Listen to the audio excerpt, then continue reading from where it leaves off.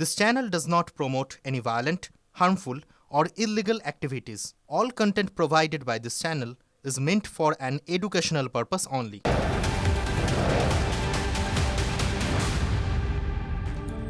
এই মুহূর্তে কোচবিহারের দিকে নজর রাখবো। কোচবিহারে তৃণমূল কংগ্রেসের অন্দরে গণপদত্যাগ, গোষ্ঠীদ্বন্দ্বের অভিযোগ তুলে একযোগে পদত্যাগ করলেন 3 তৃণমূল নেতা। পাইপলাইনে আরো অনেকে রয়েছেন দাবি পদত্যাগীদের।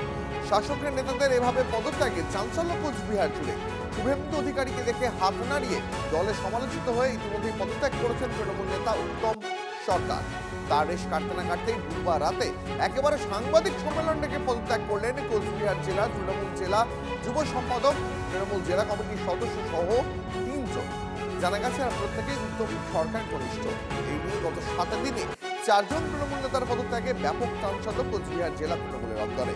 তৃণমূল কংগ্রেসের গোষ্ঠীদ্বন্দ্বের সামনে আসায় কটাক্ষ করতে ছাড়ছে না বিজেপি। এখন দেখছি মেকলিগঞ্জে আমাদের যে ব্লক নেতৃত্ব রয়েছে, যারা তৃণমূল কংগ্রেসটাকে পরিচালনা করছেন, তাদের মধ্যেই অন্তর্কলহ রয়েছে, গোষ্ঠী কোন্দল রয়েছে। হলদিবাড়িতে 2-3টা গোষ্ঠী, মেকলিগঞ্জে 3-4টা গোষ্ঠী। তো এই মুহূর্তে আমরা কার সঙ্গে দলটা করব? আমরা যদি এর সঙ্গে যাচ্ছি, ও আমাদের কাছে খারাপ হয়ে যাচ্ছে, ওর নজরে আমরা খারাপ হয়ে যাচ্ছি।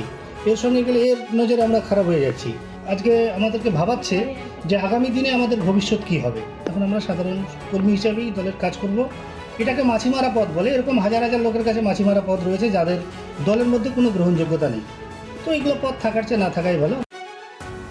আমরা সার্বিক দিক চিন্তা করে এদের যে গোষ্ঠী কোন্দল থেকে শুরু করে আরও অন্য অভ্যন্তরীণ কিছু বিষয় আছে, সেই সমস্ত দিক চিন্তা করে আমরা আমাদের যেই পদ দেওয়া হয়েছিল, যে নাম দেওয়া হয়েছিল জামালদা জিপিতে আমাকে ব্লকের যুব অঞ্চলে যাচ্ছে যুব সহসভাপতি পদ দিয়েছে, সেই পদ থেকে আমি আজকে স্ব-ইচ্ছায় ইস্তফা দিলাম।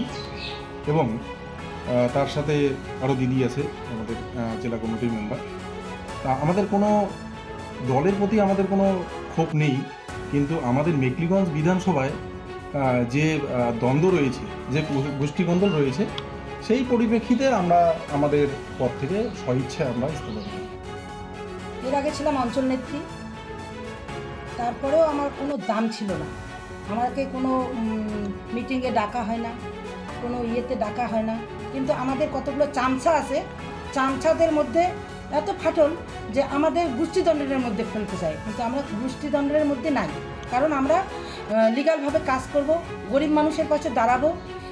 দেখো হলদিবাড়িতে গোষ্ঠীদ্বন্দ্ব, তারপরে মেকলিগঞ্জে, তারপরে দেখো চাংরাবান্ধায়, সব জায়গায়। তো আমরা লিগালভাবে কাজ করতে চাই। এই ভেবে আমি স্বেচ্ছায় আজকে আমার, যেহেতু পদের কোনো দাম নেই, আমরা কোনো মিটিং মিছিলে ডাক পাই না, তো থেকে লাভ কী?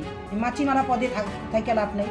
আমরা সাধারণ কর্মী হিসাবে দিদির পাশে আছি, দিদির কাছে থাকবো, দিদির সৈনিক হিসাবে কাজ করব।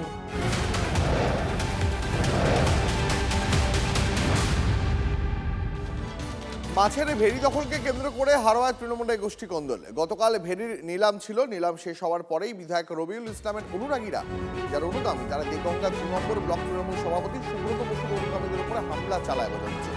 সংঘর্ষে গুরুতর জখম 2 তৃণমূল কর্মী। পরিস্থিতি নিয়ন্ত্রণে আনতে এলাকার পুলিশ মোতায়েন করা হয়েছে।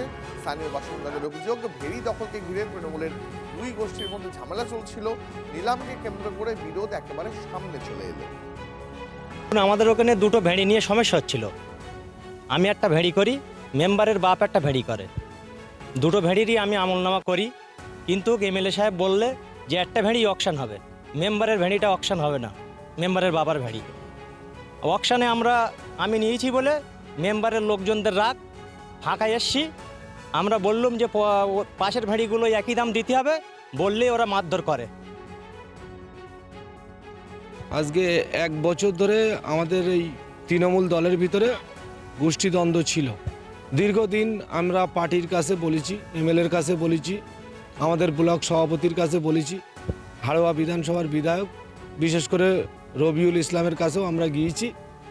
গিয়ে আমরা বিষয়টা জানাই। মূলত বিষয়টা ছিল একটা 2টো ভেড়ি নিয়ে সমস্যা। প্রায় 25-30 জন লোক এসে আমার এবং আমার সঙ্গে যে 2 জন ছিল তাদের উপরে অ্যাটাক করে। আর এমএলএ সেখানে দাঁড়িয়ে উপস্থিত ছিল। আমাদের 2টো পেশেন্ট আমাদের বারাসাতে রেফার করেছে। আমার সঙ্গে যে 2 জন ছিল তাদেরকে আমরা বারাসাতে ভর্তি করছি। কি হয় দেখে নিয়ে আমরা থানায় করছি, তাদেরকে অবিলম্বে গ্রেপ্তার করা হয়। হারোয়া বিধানসভায় মাছের ঘেরি নিয়ে দীর্ঘদিন গরিব কৃষকের টাকা তৃণমূল কংগ্রেস লুট করে এবং কৃষকদের টাকা দেয় না, সেটা ছিল। আজকে আবার নতুন একটা যোগ হচ্ছে, এমএলএ ভাগ পায়নি বলে ব্লক সভাপতি আর এমএলএ পেটাপিটি হচ্ছে। এটা দুর্ভাগ্যজনক ব্যাপার, নতুন না, বারবারই হয়। এরা গরিব কৃষকের টাকা আত্মসাৎ করে এবং গরিব কৃষকের টাকাটা নিয়ে নিজেদের মধ্যে পেটাপিটি করছে। মানুষ আজকে জর্জরিত হয়ে গেছে। 26-এ পরিবর্তন এবং জবাব দেবে। 1200 কণ্ঠে কোরআন পাঠের মধ্যে দিয়ে শুরু হয়ে গেল বেলডাঙ্গায় মসজিদ তৈরির কাজ। ইট গাঁথা শুরু হতেই সুর চড়ে হুমায়ুনের বাবরি যাত্রা।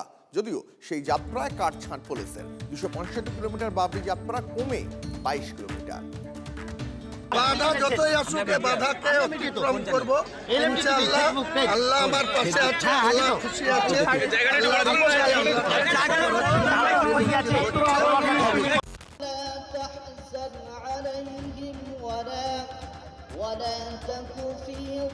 রেজিনগরের ছেতিয়ানি এলাকায় শুরু তৃণমূলের সাসপেন্ডেড বিধায়ক হুমায়ুন কবিরের বাবরি মসজিদ তৈরির কাজ। নির্মাণ কাজ শুরু হতেই সুর চড়িয়েছেন হুমায়ুন। যে ইউপি চেয়ারম্যানের দাবি আগামী 2 বছরের মধ্যে তৈরি হয়ে যাবে এই মসজিদ। শুরু হচ্ছে বাবরি যাত্রাও। বৃহস্পতিবার নদিয়ার পলাশী থেকে বেলডাঙ্গার মসজিদস্থল পর্যন্ত পদযাত্রা করবেন হুমায়ুন। 265 কিলোমিটারের বদলে 22 কিলোমিটার বাবরি যাত্রা সাহেব পুলিশের। 100টি গাড়ির বদলে 50 জনকে নিয়ে যাত্রা করবেন। পরীক্ষার কারণ দেখিয়েই এই যাত্রায় কাটছাঁট করেছে পুলিশ। আমরা সাধারণ মানুষ হিসাবে দেখছি একটা মসজিদ হোক, উনি করছেন, নেতৃত্ব দিচ্ছেন আর কি, আমরা দেখছি হোক আর কি, তাই দেখতে এসছি আর কি। এখন রাজনীতি ব্যাপারে উনি কি করবেন না করে সেটা ওনার ব্যক্তিগত ব্যাপার, সে কথাটা আমরা কিছু বলতে পারবো না এবং ওনার সঙ্গে একমত নাও হতে পারি, যেহেতু রাজনীতির দিক থেকে আমরা নাম একমত হতে পারি আর কি। বাবরি মসজিদের নামে ভোট করে লাভ হবে না, তোপ বিজেপির। বাবরি মসজিদ বলে আর ভারতবর্ষে কোথাও ভোট করা যাবে না, পশ্চিমবাংলায় তো হবেই না। পশ্চিমবাংলার মানুষ উন্নয়ন চায়। जहां तक बंगाल का सवाल है, 2026 में भारतीय जनता पार्टी की सरकार बनेगी और भारतीय जनता पार्टी की सरकार में कोई बाबरी मस्जिद नहीं बनेगा। बाबरी मस्जिद निर्माण अवैध है, काफी सारे अवैध काम हो रहे हैं ममता जी की शय से, ये काम भी हो रहा है। मैं तो उसको बिल्कुल इलीगल मानता हूँ, अवैध मानता हूँ और ये पूरी तरीके से ममता जी की अपीजमेंट पॉलिटिक्स है। বেলডাঙ্গায় বাবরি নির্মাণে পাল্টা বিজেপিকেই দুষছে শাসক দল তৃণমূল। এই যে সমস্ত পুতুল নাচের খেলার পুতুল সাজিয়েছে, এদের সুতোগুলো সব তো দিল্লিতে বিজেপির হাতে। তো সেই কারণেই সংখ্যালঘু মানুষকে বিভ্রান্ত করার চেষ্টা করছেন এই হুমায়ুন কবির। কিছুদিন আগে এই তৃণমূল থেকে সাসপেন্ড হওয়ার পর নতুন রাজনৈতিক দল করেন হুমায়ুন। তারপর থেকে জেলা প্রশাসনের সঙ্গে সংঘাত চরমে। নিজের পরিবারকে টার্গেট করার অভিযোগে এদিনই জেলা পুলিশ প্রশাসনের বিরুদ্ধে সরব হন হুমায়ুন কবির। ঘর মুচড়ে দেব ওসি লালগোলার আর এসপি মুর্শিদাবাদের। 14 তারিখে ওর বাবার ক্ষমতা থাকলে আমার মোকাবেলা করবে। হুমকি, হুঁশিয়ারি, রাজনীতির 26-এর ভোট যুদ্ধে কি মোড় নেয় সেদিকেই তাকিয়ে বাংলা। মুর্শিদাবাদ থেকে কৌশিক ঘোষের রিপোর্ট, TV9 বাংলা।